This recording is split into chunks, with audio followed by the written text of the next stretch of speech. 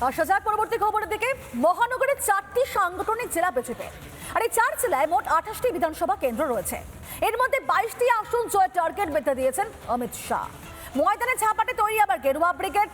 বঙ্গ বিজেপির mission mode on.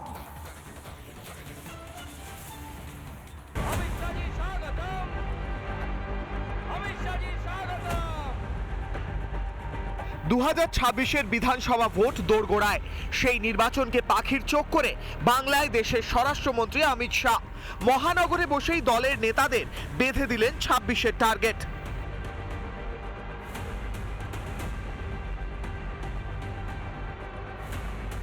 বুধবার দুপুরে সায়েন্স সিটি অডিটোরিয়ামে কলকাতা মহানগর কর্মী সম্মেলনের আয়োজন করে বিজেপি। সেখানেই দলের নেতাকর্মীদের 26-এর মহারণের আগে পেপ টক দেন অমিত শাহ। একই সঙ্গে মহানগরীর জন্য আলাদা করে টার্গেট বেঁধে দেন তিনি।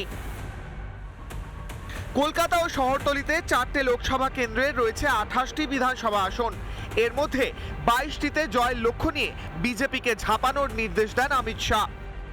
শক্তি প্রমুখ যারা রয়েছেন অর্থাৎ বুথ স্তরে যারা কাজ করছেন তাদের সাথে একটা ক্লোজ ডোর মিটিং করেন এবং সূত্র আমাদেরকে যেটা জানাচ্ছে যে এই বৈঠকেই অমিত শাহ বলেছেন কলকাতার যে 28টা বিধানসভা সিট রয়েছে তার মধ্যে 22টা সিটকেই কার্যত বিজেপিকে টার্গেট করতে হবে এবং এই 22টা আসন জিততে হবে।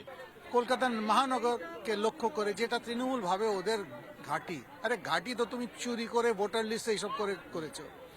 আমাদের লক্ষ্য দেওয়া হয়েছে 28 সিট, এখানে 28-এর মধ্যে 22টা জেতা, এটা টার্গেট দিয়ে দিয়েছেন একেবারে। কলকাতা এবং শহরতলির এই আসনগুলিতে কোনো বিধানসভা নির্বাচনে বিজেপি জেতেনি, কিন্তু 26-এ তৃণমূল সরকারকে উৎখাত করতে মহানগরীর এই আসনগুলিকে টার্গেট করেছেন শাহ। কেন্দ্রীয় স্বরাষ্ট্রমন্ত্রী অমিত শাহ নিঃসন্দেহে এরপর তিনি আবার আসবেন পশ্চিমবঙ্গ সফরে, কিন্তু আজকে পশ্চিমবঙ্গের যারা বুথ লেভেলে কাজ করছেন বিজেপির তাদেরকে যে গাইডলাইন ঠিক করে দিয়ে গিয়েছেন সেইটা অনেকটাই কাজে লাগবে বলে যারা আজকের এই বৈঠকে ছিলেন তারা বেরিয়ে আমাদেরকে জানিয়েছেন। হাতে খুব বেশি সময় নেই, এবার টার্গেট পূরণে কোমর কষে ময়দানে নামতে তৈরি এ রাজ্যের গেরুয়া ব্রিগেড। মিশন 26, নজরে মহানগরের 22। রিপাবলিক বাংলা। ফের মুখোমুখি রচনা অসেন। হুগলি তৃণমূল সাংসদের সঙ্গে চুঁচুড়ার বিধায়কের তরচায় ফের প্রকাশ্যে তৃণমূলের কোন্দল। সাপ ভেজিয়ে লড়াই বলে কটাক্ষ করছে বিজেপি নেতৃত্ব।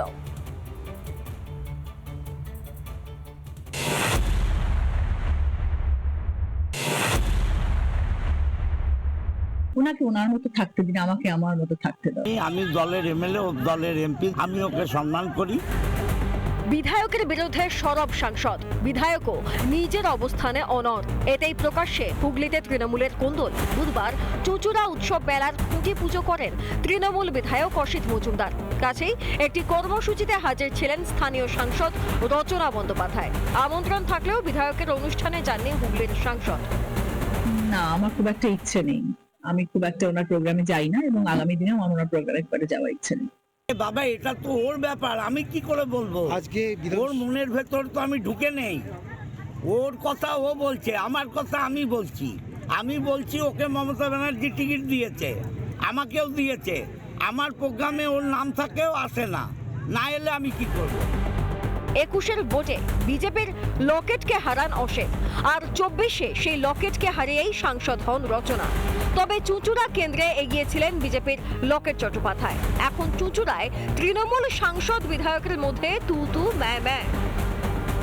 বিধায়কের ব্যাপারে আমি কোনো কথা এই জন্য বলতে চাই না, বিকজ ওনার সম্বন্ধে যত কিছু বলবো ততই আমার সময় নষ্ট হবে। আমি কোনো কথা বলতে চাই না। উনি যেটা ভালো মনে করেন উনি করেন, ওনাকে ওনার মতো থাকতে দিন, আমাকে আমার মতো থাকতে দাও। ওর মনে কি আছে আমি কি করে বলবো বলো? এটা ওর ব্যক্তিগত মত। আমার দলের উনি এমপি, আমি ওনাকে সবসময় সম্মান দিতে চাই। চুঁচুড়ার বিধায়কের সঙ্গে তৃণমূলের হুগলি লোকসভা সাংসদের সাপ আর বেজির সম্পর্ক। সুতরাং যত 2026-এর নির্বাচন এগিয়ে আসবে এই যে সাপ আর বেজির যে সম্পর্ক, সাপ আর বেজির যে খেলা, এ ক্রমশ আরো বেশি করে প্রকাশ্যে আসবে। আর মানুষ এই সাপ আর বেজির খেলা মনোরঞ্জনের সঙ্গে উপভোগ করবে। লোকসভা ভোটের পর থেকেই সামনে আসে রচনা অসিত দ্বন্দ্ব। তার থামার নাম নেই। 26-এ কি এর মাসুল গুনবে তৃণমূল? রিপাবলিক বাংলা। নানা ধরনের কন্টেন্ট দেখার জন্য লাইক করুন, শেয়ার করুন আমাদের ফেসবুক পেজ, সাবস্ক্রাইব করুন আমাদের ইউটিউব চ্যানেল। পাশাপাশি অন্যান্য ব্রেকিং নিউজের জন্য অবশ্যই চোখ রাখুন রিপাবলিক বাংলায়।